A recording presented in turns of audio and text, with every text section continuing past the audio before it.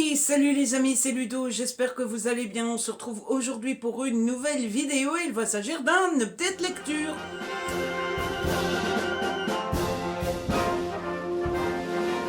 En effet, comme d'habitude, j'ai lu 4 livres et comme d'habitude, je n'attends pas plus longtemps pour vous en parler. Cette fois-ci, dans cette vidéo, c'est un petit peu particulier, en tout cas, ça n'a rien de révolutionnaire non plus, mais dans cette vidéo, on va parler de Noël puisque je vais vous proposer 4 livres de Noël. Alors, il y a 3 romances et il y a un jeunesse. Et ce que je vous propose, c'est qu'on commence tout de suite, histoire que la vidéo ne dure pas trop longtemps. Alors, la première romance qui me vient sous la main, c'est la romance presque parfaite d'une accro à Noël de Laura S. White aux éditions Hugo, donc dans la collection New Romance en format poche. J'ai adoré ce livre, j'ai eu un vrai petit coup de cœur. Oh, dis donc, j'ai une pluche sur mon pull. Donc j'ai adoré cette romance, on y suit Zoé, le garçon s'appelle, vous savez bien que moi et ma mémoire légendaire de Poisson Rouge, Ethan. Zoé est la fan de Noël absolue, il n'y a pas mieux qu'elle, elle adore Noël, mais alors vraiment dans tous les sens, elle vit que pour Noël, à tel point qu'elle a créé sa boîte, sa propre boîte qui tourne autour de Noël, puisqu'elle est décoratrice et elle s'occupe de décorer tous les hôtels de New York, les plus grands, les plus petits, enfin tous les hôtels de New York sont décorés grâce à la boîte de Zoé. Un beau jour, Zoé va rencontrer Ethan. Ethan est journaliste dans un grand magazine, le Time, et Ethan va devoir faire un portrait de Zoé. Le problème, c'est que pour faire son portrait, il faudrait bien qu'il la suive pendant plusieurs jours. Le seul souci, c'est que Zoé, elle rentre dans sa famille pour fêter Noël et donc elle va inviter Ethan à passer Noël dans la famille de Zoé. Alors, j'ai adoré ce livre, tout d'abord parce qu'on retrouve le style de Laura qui est toujours aussi bon, toujours aussi addictif. En plus, le livre n'est pas très long, donc franchement, ça se lit, mais en rien du tout, quoi. En quelques heures, c'est fini. J'ai adoré parce qu'il y a beaucoup de Noël. Alors, en général, dans les romances de Noël, j'aime bien qu'il y ait du Noël, mais pas trop, parce que sinon, ça fait vite un peu trop. Vous savez, comme quand vous mangez un dessert trop sucré, quoi. Au bout d'un moment, vous voyez. Là, il y en a beaucoup, et pourtant, c'est passé crème, sans doute grâce au talent de Laura. Et puis, j'ai beaucoup aimé la relation entre les deux, qui est assez bien construite, je trouve. Ça démarre un petit peu mal. On est à la limite du Enemies to Lovers. On y est peut-être bien quand même. Et puis au fur et à mesure, ils vont se rapprocher. Ils ont tous les deux une histoire pas franchement facile. Surtout Ethan. C'est Ethan qui m'a le plus marqué.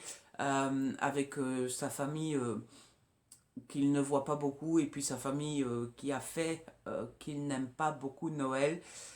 Et donc voilà. Et puis évidemment, on a la ficelle assez classique dans les romances de Noël de celui qui n'aime vraiment pas, celle qui aime beaucoup et celle qui va se donner comme mission d'absolument tout faire pour le convertir à Noël. Et donc c'était plutôt réussi, il se passe pas mal de choses, on ne s'ennuie pas une seconde. Et en plus de ça, je ne sais pas ce que j'allais dire. Je ne sais pas où va cette phrase. Et en plus de ça, c'était très chouette. En plus de ça, il y a pas mal de rebondissements et tout. Donc, franchement, j'ai adoré. Voilà. J'en redemande. J'en redemande. Ensuite, le prochain livre que j'ai à vous présenter, c'est Fuck Eve. Mon Père Noël s'appelle Adam de Caro Emmeline aux éditions Harlequin dans la collection EH. Gros coup de cœur pour ce livre à nouveau. J'aime beaucoup Caro Emmeline et apparemment j'aime beaucoup quand elle écrit des romances de Noël. C'est la deuxième romance de Noël que je lis d'elle. Ou la troisième, j'ai un doute. En tout cas, c'est le deuxième coup de cœur que j'ai pour une de ces romances de Noël. J'ai trouvé celui-ci encore très, très, très, très, très réussi et j'en garderai, je pense, un bon souvenir pour un long moment. Alors, les deux héros s'appellent Claire et Adam. Claire est dans une situation pas facile puisqu'elle sort d'une rupture, une rupture assez douloureuse, et elle est toute seule avec sa petite fille. C'est une petite fille, hein, Je pense, oui, une fillette de 6 ans. Et Claire loue un appartement au-dessus de la petite boutique qu'elle tient. De l'autre côté, on a Adam. Adam qui est quelqu'un d'assez associable, quelqu'un d'assez froid, d'assez fermé, qui ne veut pas de relation, etc. Et surtout, Adam va hériter suite à la mort de quelqu'un de sa famille. Et dans l'héritage se trouve le fameux appartement de Claire. Et donc, il veut absolument que Claire ne soit mise dehors et qu'on vende le bien, en fait, parce qu'il ne veut pas garder le bien, parce qu'il ne veut pas d'attache. Sauf que, bah, pour lui dire, il va rendre visite à Claire et, bah, au lieu de dire, bah voilà, je te fous dehors, au revoir et merci, eh ben, il se trouve que Claire lui plaît beaucoup et donc ils vont se rencontrer. C'était génialissime. Comme d'habitude pour les romances de Noël, c'était pas très long. C'était super addictif. Comme pour le Laura Ice White, ça se lit en quelques heures à peine. La relation entre les deux est juste mais géniale. J'aimerais pouvoir écrire comme ça. C'est-à-dire que il y a un côté un peu ils se rencontrent et ça match tout de suite. Vous voyez, il y a tout de suite du flirt, il y a tout de suite on se tourne autour, on se plaît, ça se sent, et il se lance c'est pas des pics, c'est des petites remarques pour faire rougir l'autre, et puis l'autre elle est gênée, et puis elle réattaque, etc., etc. Et c'était vraiment, vraiment, vraiment très, très, très mignon.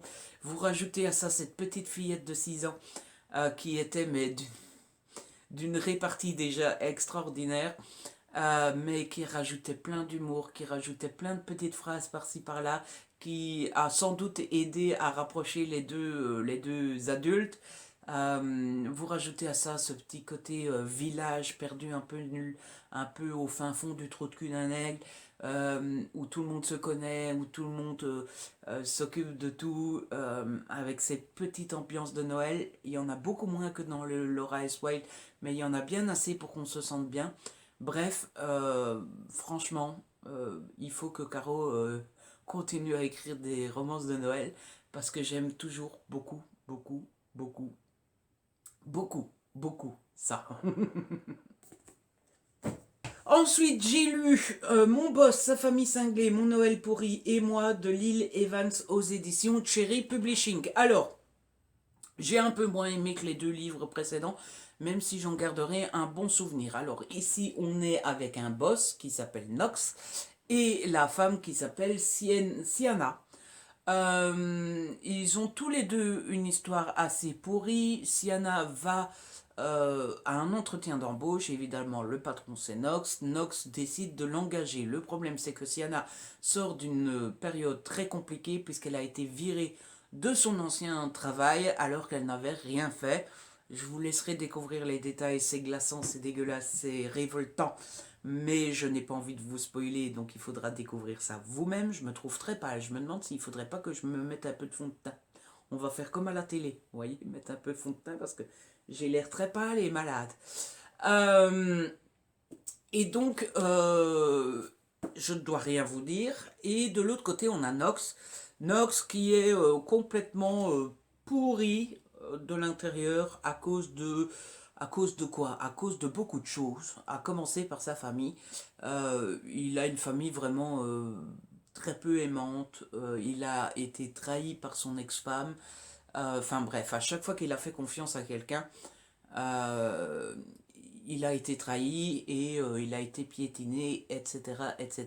Du coup, il a dit, ah, moi ça suffit, j'en ai ras-le-bol, donc je me blinde, je mets des murs autour de mon petit cœur tout endolori, et je ne fais plus confiance à personne, je n'aime plus personne, etc. Ce qui donne un gros connard. Voilà. Et donc ils vont se rencontrer au travail. Nox va essayer de se comporter avec Sienna comme avec tout le monde, tous ses employés, c'est-à-dire comme un gros connard.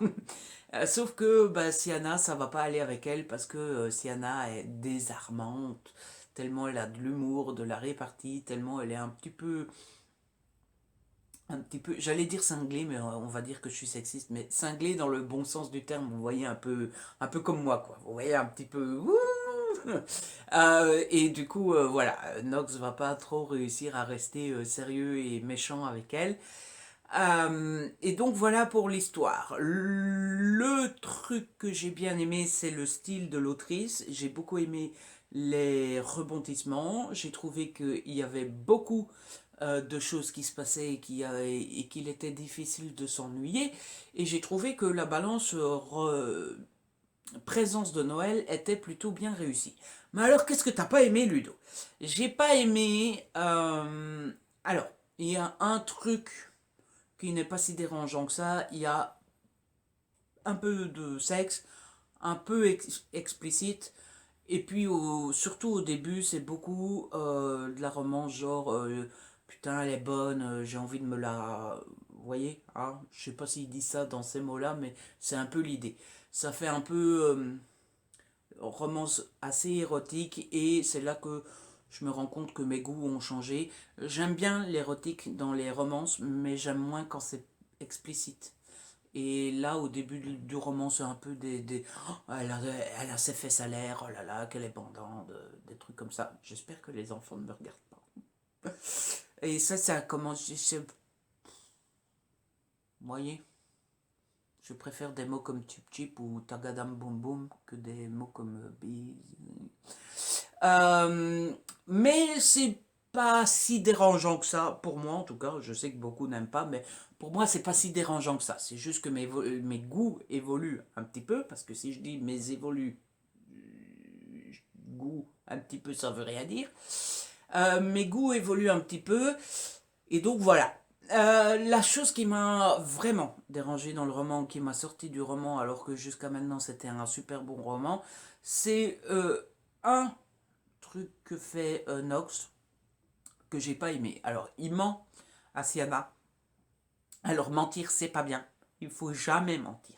Jamais, jamais, jamais. On le fait tous. Ne faites pas les innocents. On a tous menti un jour ou l'autre. Mais c'est pas bien. Mais bon, vous allez me dire, Ludo, tu vas pas être naïf. Dans toutes les romances, il y a la ficelle du je mens à l'autre. Hein.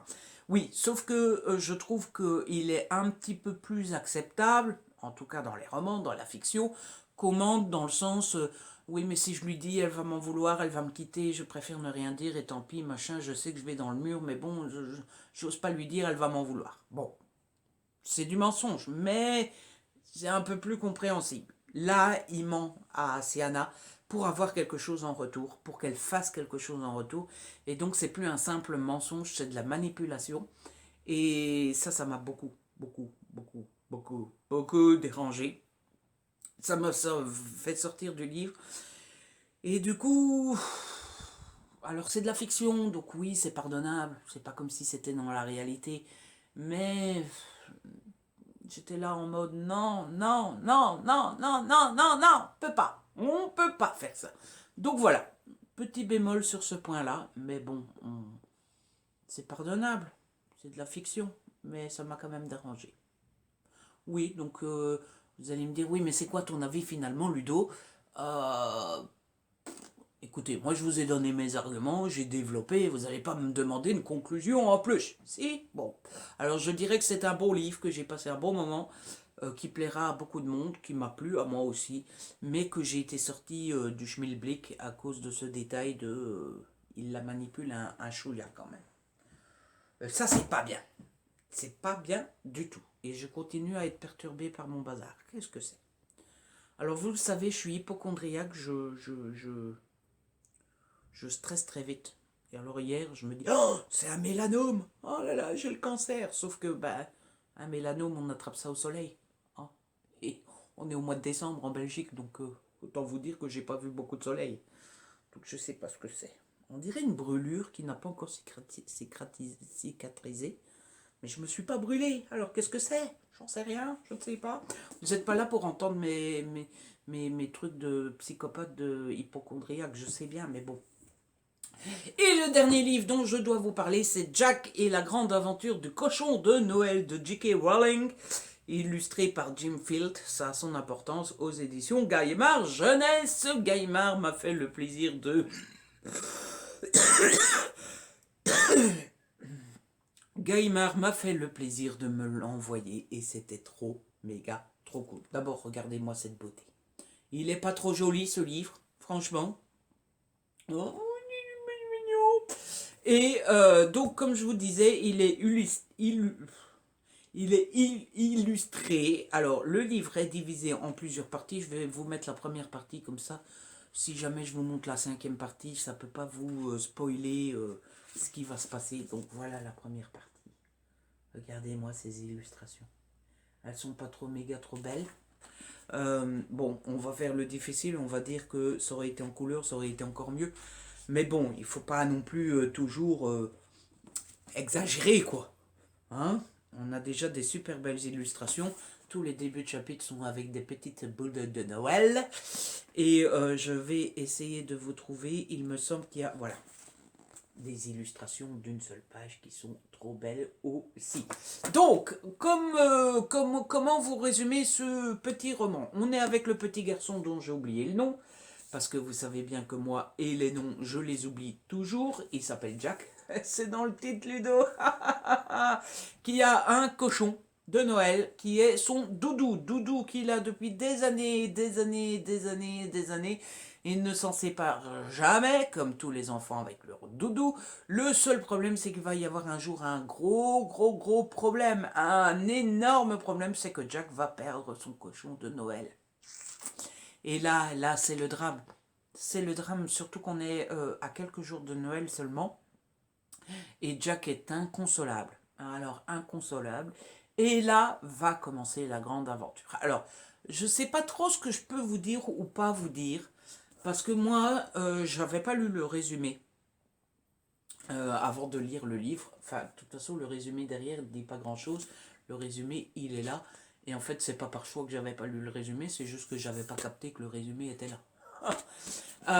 Donc je connaissais pas le résumé avant de commencer le livre et j'ai découvert les choses petit à petit par moi-même.